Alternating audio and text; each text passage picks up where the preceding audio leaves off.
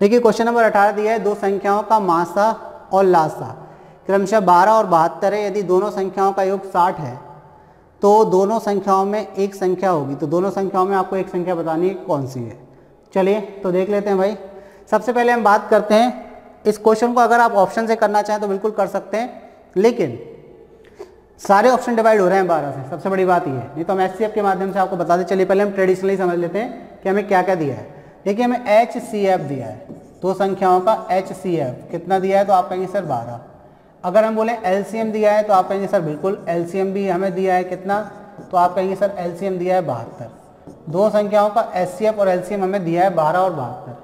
अब संख्याओं का योग आपको कितना दिया है, 60। तो आप जानते हैं कि HCF के माध्यम से हम संख्याएं बना सकते हैं। कैसे बना सकते हैं, तो देखिए अगर उनके आगे हम x लगा दें और y लगा दें, HCF से हमने पहली संख्या बना दी, कितनी हो गई, तो आप कहेंगे सर 12x। दूसरी संख्या भी बना दी हमने HCF से, तो कितनी हो गई, तो आप कहेंगे दूसरी संख्या हो जाएगी 12y। तो दोनों संख्या निकल आई हमारे पास। इनका योग कितना है, तो आप कहेंगे सर 12x प्लस 12y, ये योग है। संख्याओं का योग कितना है बेटा, 72 है। अब 60 है। अब देखिए एक चीज़ देखिए, अब हमने बोला था ये ऑप्शन से कर सकते हैं, आप इन चीज़ों को समझिए। दो संख्याओं में एक संख्या है, तो आप बताइए 72 हो सकती है क्या। जब दोनों संख्याओं का योग 60 है तो 60 नहीं हो सकता, 72 नहीं हो सकता, यानी कि 24 और 12 में से आपका एक आंसर रहेगा। 24 और 12 में से आपका एक आंसर रहेगा। दो ऑप्शन तो आप वैसे ही हटा सकते हैं, क्योंकि ये दोनों संख्याओं का योग जब 60 है तो 72 उनसे ज़्यादा नहीं हो सकता 60 से, और 60 भी नहीं हो सकता। नहीं तो दूसरी संख्या 0 थोड़ी ना लोगे आप, नहीं तो LCM नहीं निकलेगा उनका, ना ही HCF निकलेगा, 0 लोगे। तो देखिए इनका योग कितना दिया बेटा आपको, 60 दिया। तो यहाँ से आप x प्लस वाई की वैल्यू अगर निकालें तो कितनी निकलेगी, 5 निकलेगी। क्या निकलेगी, 5। तो अब ये पॉसिबिलिटी है कि x और y के मान क्या क्या हो सकते हैं। तो x और y के जो मान हो सकते हैं वो 1 और 4 हो सकते हैं, 2 और 3 हो सकते हैं। इसके अलावा नहीं हो पाएंगे, क्योंकि यहाँ 3 होगा तो यहाँ पर 2 हो जाएगा, यहाँ 4 होगा फिर यहाँ पर कितना हो जाएगा। तो अब इसके अलावा नहीं हो सकते, ठीक है। तो यानी कि 2 पेयर बन रहा है। अब 2 पेयर अगर बन रहे हैं तो अब आपको क्या देखना है कि संख्याओं का योग कितना है, 60। ऐसी संख्या लेनी है। तो देखिए अगर हम ये वाला पेयर लेते हैं, पहला वाला, x की वैल्यू 1 रखिए तो आप कहेंगे सर 12, और y की वैल्यू 4 रखिए तो आप कहेंगे सर 48। योग कितना आ गया, तो आप कहेंगे बिल्कुल सर 60 आ रहा है, सेटिस्फाई हो रहा है, होगा भी सेटिस्फाई। ये भी रखेंगे आप तो देखिए 12 दूनी 24 और ये 36, तो भी 60 आएगा। लेकिन अगर आप देखें कि ये तो बिल्कुल हो रही है, 12 और 48 हो रही है, ऑप्शन में दिया है 24 नहीं, 48 नहीं दिया, 12 दिया है। अगर हम ये वाला ऑप्शन लेते हैं तो देखिए आपके पास क्या आ जाएगा, एक संख्या आ जाएगी आपकी फर्स्ट वाली 24 और दूसरी आपकी आ जाएगी 36। तो इस प्रकार तो देखिए फिर ये भी ऑप्शन में आपके 24 और 36, तो किसको लें आप। तो आपको समझना पड़ेगा चीज़ कि उन संख्याओं का योग, यहाँ भी संख्याओं का योग आपको 60 मिल रहा है, लेकिन उन्होंने क्या बोला कि उनका LCM कितना है, 72 है।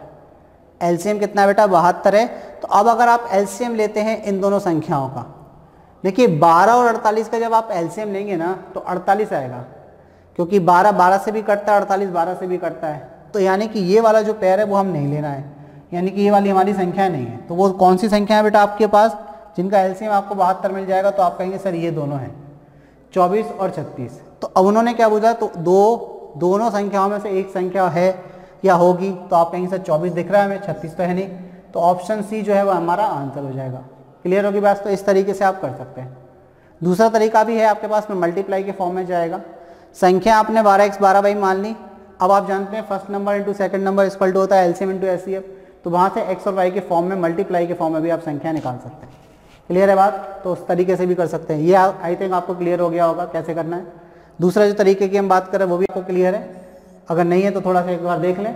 जैसे हमने बोला कि आपने संख्या निकाली, तो आप जानते हैं कि first number into second number equal to क्या होता है, तो आप जानते हैं बेटा कि first number into second number equal to होता है LCM into HCF, equal to होता है LCM into HCF, first number into second number. तो फर्स्ट नंबर आपका 12x है, सेकेंड नंबर आपका 12y है, और LCM कितना है तो आप कहेंगे सर 72 है, और HCF कितना है तो आप कहेंगे 12 है। तो 12 से 12 कैंसिल, 12 से ये 6 बार कैंसिल, तो x इंटू वाई की वैल्यू कितनी आ गई, तो आप कहेंगे सर 6। यहाँ पर 2 पेयर बन रहे हैं, एक तो क्या बन सकता है x और y की वैल्यूज क्या क्या बन सकती है, तो देखिए यहाँ पर 1 इंटू 6, और दूसरा क्या बन सकता है, तो आप कहेंगे सर यहाँ पर दूसरा बन सकता है 2 इंटू 3, इसके अलावा नहीं बनेंगे। अब अगर आप 1 इंटू 6 लेते हैं तो पहली संख्या आपकी देखिए कितनी हो जाएगी 12 और दूसरी कितनी हो जाएगी 72, 12 6 72, तो 12 और 72 दोनों आ जाएंगे, उनका एलसीएम भी कितना निकल आएगा 12। लेकिन अगर एक 12 हो गई दूसरी 72 हो गई तो उनका योग 60 आएगा क्या? तो आप कहेंगे सर बिल्कुल नहीं आएगा, तो ये वाला ऑप्शन आपका कट जाएगा। फिर दूसरा ऑप्शन लेंगे तो एक आपकी कितनी हो जाएगी 24 और दूसरी कितनी हो जाएगी 36, तो यही वाला बनेगा। तो इसमें से आपका 24 आंसर हो जाएगा फिर से। तो आप इस तरीके से भी कर सकते हैं गुणा के माध्यम से, LCM into HCF equal to first number into second number से भी, ठीक है ना। चलिए आगे बढ़ते हैं क्वेश्चन नंबर 19 की तरफ। देखिए क्वेश्चन नंबर 19 आपसे कह रहा है कि एक पंखे पर 150 रुपये अंकित किया जाता है, मूल अंकित किया जाता है और 20% की छूट दी गई, तो विक्रय मूल्य बताएं क्या होगा। भाई देखिए जब अंकित मूल्य पर हम क्या देते हैं, डिस्काउंट देते हैं। भाई अगर हम दुकानदार आदमी हैं, हम क्या हैं, अगर दुकानदार आदमी हैं तो हमने क्या किया, एक पंखे पर कितना रुपये लिख लिया, 150 रुपये लिख लिया। अब कोई अगर हमसे कस्टमर खरीदने आया तो भाई क्या उसको एक्स्ट्रा बेनिफिट दें कि वो हमसे ले जाए, किसी और से ना लें। तो हमने कहा भाई 150 का 20% का डिस्काउंट दे रहे हैं। डिस्काउंट किस पर दिया जाता है, तो आप कहेंगे सर अंकित मूल्य पर। अगर 20% का क्या दे रहे हैं, डिस्काउंट दे रहे हैं, ये क्या है, डिस्काउंट परसेंट है। अगर 20% का आप डिस्काउंट दे रहे हैं तो आपने कितने में बेचा होगा, तो ये जो 150 है वो अपने आप में 100% है, और आप उसका 20% निकाल कर उसमें से माइनस करेंगे, यानी कि कितने में बेच रहे हो, 150 के 80% में। तो आपको बेटा क्या कर देना है, 150 का यहाँ से 80% निकाल देना है। अब आप जानते हैं कि परसेंट से 2 जीरो कैंसिल हो जाती हैं, 15 8 120, यानी कि कितना डिस्काउंट देने के बाद कितने में बेचा आपने, 120 में। तो विक्रय मूल्य कितना हो गया, तो आप कहेंगे सर 120। तो इस प्रकार बेटा आपका आंसर कितना आ जाएगा, यहाँ पर 120 जो है वो आपका आंसर हो जाएगा। 120 किस ऑप्शन में दिया है अगर आपसे बोला जाए तो आप कहेंगे सर ऑप्शन डी में। तो ऑप्शन डी क्या हो गया बेटा, आपका आंसर हो गया। क्लियर होगी बात, सिंपल क्वेश्चन है। अंकित मूल्य पर जब हम डिस्काउंट देते हैं तो विक्रय मूल्य बनता है। ये विक्रय मूल्य किसके लिए है, तो पहले ये चीज़ और समझ लें, ये दुकानदार के लिए है, ठीक है ना। और आप अगर खरीदोगे इस 120 रुपये में तो ये आपके लिए क्रय मूल्य होगा। क्लियर, चलिए आगे बढ़ते हैं। क्वेश्चन नंबर 20 देखिए, क्वेश्चन नंबर 20 आपसे क्या कह रहा है बेटा, कह रहा है कि दिए गए चित्र में यदि एंगल ABC, कोण ABC 90 डिग्री है तथा एंगल A बराबर 30 है तो ACD आपको बताना है, ACD। तो देखिए आपको ये 30 दिया है, ये 90 है, और ये ACD आपसे पूछा है कितना है, ACD आपसे पूछा है। तो देखिए सबसे पहले तो आप जान लें कि बहिष्कोण प्रमेय इसमें लग रही है, और बहिष्कोण प्रमेय होती क्या है। अगर किसी त्रिभुज की आप एक भुजा को आगे की तरफ बढ़ाते हैं तो जो बाहर कोण बनता है इसको हम क्या बोलते हैं, बहिष्कोण बोलते हैं। ये क्या कहलाता है, बहिष्कोण कहलाता है, ठीक है। एक्सटीरियर एंगल के नाम से जाना जाता है ये बहिष्कोण। तो ध्यान रखना, अगर हमारे पास एक त्रिभुज जैसे यहाँ पर दिया है A, B और C और D, यानी कि BC को हमने कहाँ तक बढ़ाया, D तक बढ़ाया। तो जो अब हमने BC को कहाँ तक बढ़ाया बेटा, D तक बढ़ाया, तो इसमें जो ACD एंगल बन रहा ना, ये बहिष्कोण है। एंगल ACD क्या है बेटा ये, तो आप कहेंगे सर बहिष्कोण है, ये बहिष्कोण कहलाता है, यानी कि एक्सटीरियर एंगल है। तो बहिष्कोण क्या है, बहिष्कोण का मतलब क्या है, तो बहिष्कोण का मतलब बेटा क्या होता है कि जो बाहर की तरफ जो कोण बनता है ये इसके विपरीत कोणों के योग के बराबर होता है। तो हम यहाँ से कहेंगे कि एंगल ACD, बहिष्कोण ACD किसके बराबर होगा, तो angle A plus angle B के बराबर होगा। अब देखिए क्वेश्चन में एंगल A की वैल्यू आपको 30 दी है और ये आपको 90 डिग्री दिया है, क्योंकि ABC 90 डिग्री लिखा है, ABC 90 डिग्री लिखा है, तो बस यहाँ पर वैल्यू रख दीजिए। ये 30 हो गया और ये 90 हो गया, ऐड करेंगे बेटा कितना आ जाएगा, 120 डिग्री। तो आपका आंसर कितना हो गया, 120 डिग्री। अगर आपसे पूछा जाए बेटा किस ऑप्शन में दिया है, तो ऑप्शन ए जो है बेटा आपका आंसर हो जाएगा। ऑप्शन ए क्या हो गया बेटा, आपका आंसर हो गया। क्लियर है बात, आगे बढ़ें। सिंपल सी चीज़ है, बहिष्कोण प्रमेय आपको पता होना चाहिए बस इसके लिए, ठीक। चलिए नेक्स्ट क्वेश्चन देखते हैं। अगला क्वेश्चन है क्वेश्चन नंबर 21। क्वेश्चन नंबर 21, किसी राशि पर 4 वर्षों का साधारण ब्याज उस राशि का 1/5 गुना है तो ब्याज की दर ज्ञात करें। इन्होंने बोला कि किसी राशि पर 4 वर्षों का साधारण ब्याज उस राशि का 1/5 गुना है तो ब्याज की दर ज्ञात करें। देखिए बेटा, अगर आपने सिंपल इंटरेस्ट का वीडियो नहीं देखा है, टॉपिक वाइज जो आपको पढ़ाया गया है, तो उसको जरूर देख लें, ठीक है। सिंपल इंटरेस्ट का वीडियो, सिंपल इंटरेस्ट अगर बेटा आप देखेंगे तो वहाँ पर आपको सारे डाउट क्लियर हो जाएंगे कि हमने किस तरीके से इन चीज़ों को सॉल्व करवाया है। आप वहाँ से काफ़ी आसानी से समझ सकते हैं। देखने के लिए आपके पास मीडियम है स्टडी अड्डा का जो हमारा यूट्यूब चैनल है, वहाँ जाकर आप देख सकते हैं, या सेकंड आप उस सरदाना ट्यूटोरियल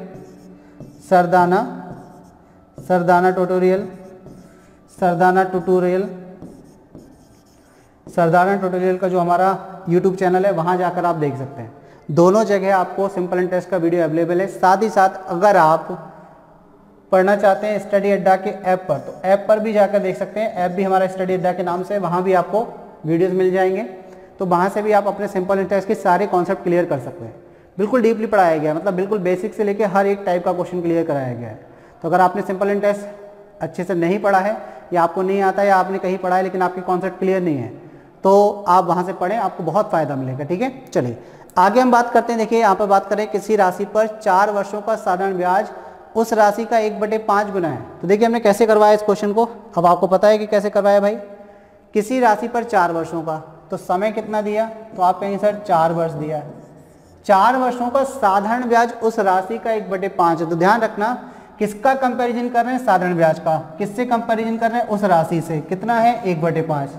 तो हमने आपको क्या बताया था कि जिससे कंपैरिजन किया जाता है, जिससे तुलना की जाती है, तो जो हमारे पास भिन्न है 1/5 जो भिन्न है, यानी कि उन्होंने बोला कि साधारण ब्याज उस राशि का 1/5 है, तो इसका मतलब जो 1/5 हमारे पास भिन्न दी, फ्रैक्शन दिया, इस फ्रैक्शन का जो डिनोमिनेटर है, जो हर है, वो क्या होगी, वो राशि होगी। वो क्या होगी, वो राशि होगी। राशि मतलब मूलधन होगा।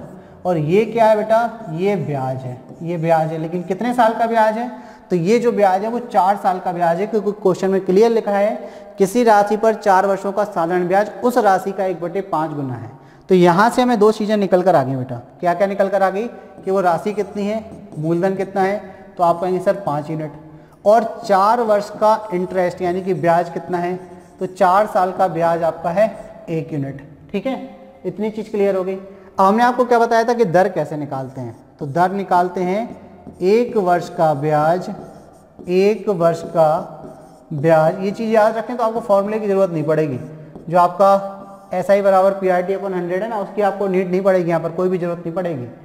1 साल का ब्याज बटे में मूलधन और इनटू में क्या कर देंगे बेटा, 100 कर देंगे, तो दर निकल आएगी। तो देखिए हम बात करते हैं 1 साल का ब्याज कितना है। 4 साल का ब्याज बेटा अगर 1 है, तो 1 साल का ब्याज कितना होगा, तो आप कहेंगे सर 1/4 हो जाएगा। तो 1 साल का ब्याज तो हो गया 1/4। मूलधन कितना है, तो आप कहेंगे सर 5, इंटू क्या कर देंगे आप 100। तो 4 कहाँ जाएगा, नीचे जाएगा, तो ये कितना हो जाएगा 1/20 इंटू कितना 100। तो आप 20 से इसको काटेंगे तो ये 5 बार कट जाएगा। ब्याज की दर कितनी आ गई, 5% आ गई।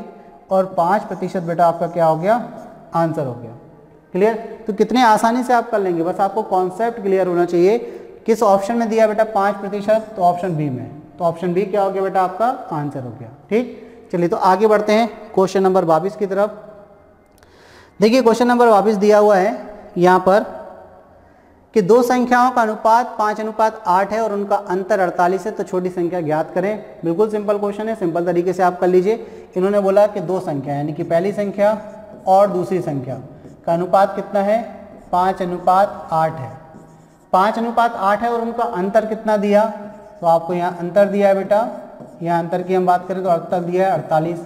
तो अब आप बताइए कि अगर पहली संख्या को आप कितना मान के चलते हैं, यहाँ पर हमने बोला कि पहली संख्या यहाँ पर 5 है और दूसरी कितनी है, 8 है, तो दोनों के बीच में कितने का अंतर, 3 का। तो 3 की वैल्यू किसके बराबर, तो आप कहेंगे सर 48 यूनिट के बराबर। 1 की वैल्यू किसके बराबर, तो आप कहेंगे सर 3 से काटेंगे 16 के बराबर।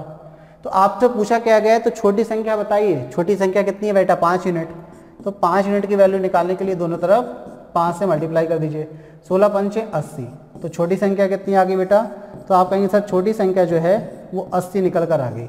किस ऑप्शन में दिया है बेटा आपको 80, तो ऑप्शन बी में दिया है।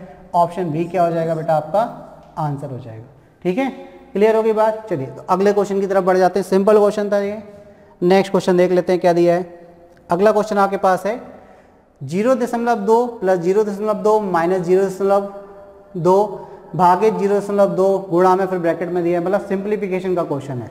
चलिए सिंपल तरीके से ही सॉल्व करेंगे। सिंप्लीफिकेशन दिया है तो 0.2 प्लस 0.2 माइनस 0.2 और फिर डिवाइड दिया है यहाँ पर आपको 0.2 और इनटू दिया है और ब्रैकेट में दिया है बेटा आपको 0.2 इंटू 0.2। ये आपका क्वेश्चन है।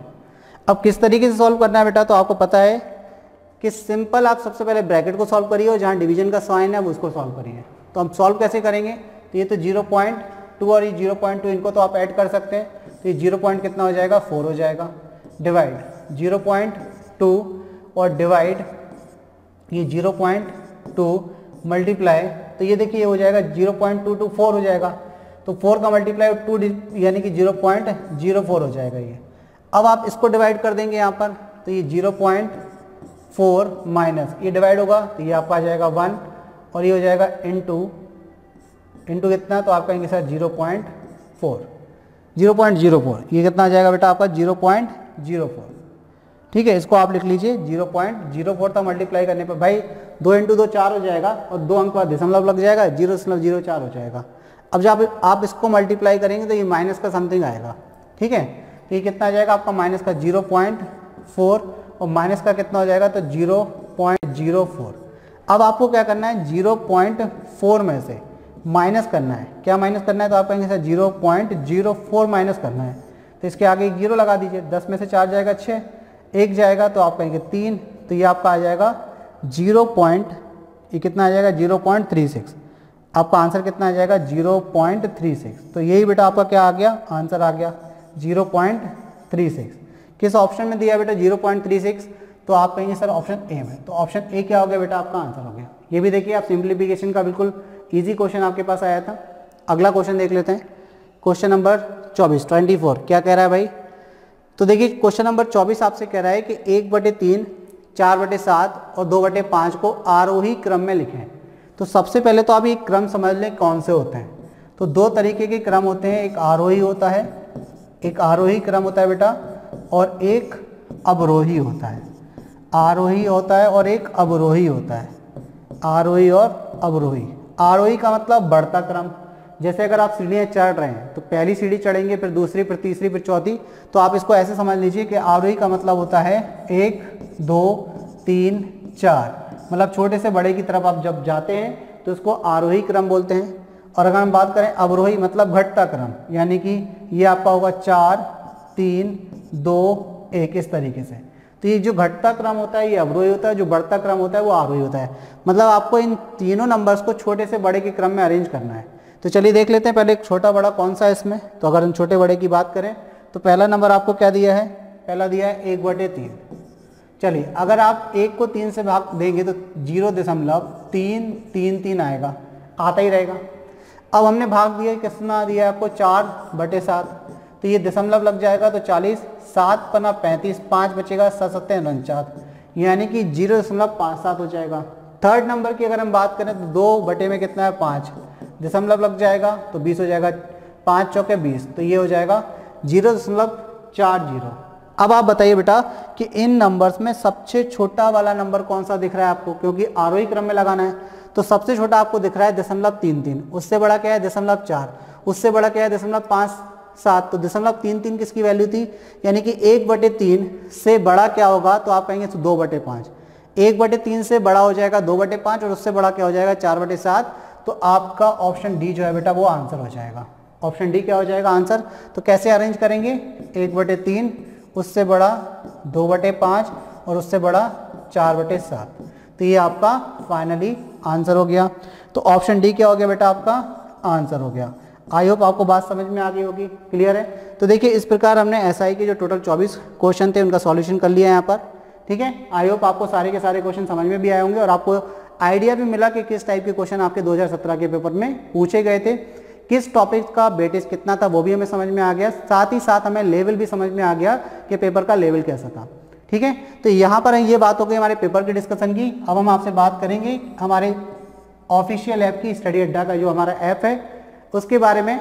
यदि आपने बेटा ये अभी तक डाउनलोड नहीं किया है तो उसको तुरंत डाउनलोड करें, क्योंकि अगर आप कॉम्पिटिटिव एग्जाम की तैयारी कर रहे हैं और आपने अभी तक अगर ये ऐप डाउनलोड नहीं किया है तो आपका जो तैयारी है वो उस ऐप के बिना अधूरी है, ठीक है ना। तो जरूर इसको डाउनलोड करें। यदि आप एकेडमिक की तैयारी कर रहे हैं तो उसके लिए भी ये प्रॉफिटेबल है, फ़ायदे बहुत ज़्यादा हैं, क्योंकि आपको यहाँ पर वीडियो लेक्चर्स प्लस आपको जो भी प्रीवियस ईयर के पेपर हैं उनके वीडियो लेक्चर्स तो मिलेंगे, साथ में उनका PDF और सॉल्यूशन भी मिलेगा प्रॉपर। तो यदि अभी तक आपने इस ऐप को डाउनलोड नहीं किया तो तुरंत डाउनलोड करें, ठीक है। यहाँ हम अपनी इस क्लास को आज विराम देते हैं। मिलते हैं नेक्स्ट क्लास में, तब तक के लिए गुड नाइट बेटा, धन्यवाद।